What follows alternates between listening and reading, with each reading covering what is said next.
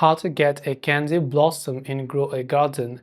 Hey everyone, welcome to our channel. In today's video, I'm going to guide you on how you can get a candy blossom in Grow a Garden. So let's get started without any further delay. If you want to get candy blossom in Grow a Garden game, you simply have to follow the steps I mentioned in this video. One of the working ways to get candy blossom is that we simply open our website. Whether you're using phone or PC doesn't matter, but open your website and go to this website called bxyscripts.com. I'll make sure to drop a link in the description box below. From here, you can see inject candy blossom in Grow a Garden. So just click on start injecting. It will actually load some of the files over here.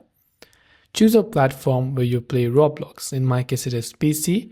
If you're using Android or iPhone, select any of those and then just click on the inject button. When you've done that, you can say it will start generating your injection and it will perform some of the verification. The thing that it does is that it is going to go ahead and then basically ask you to verify.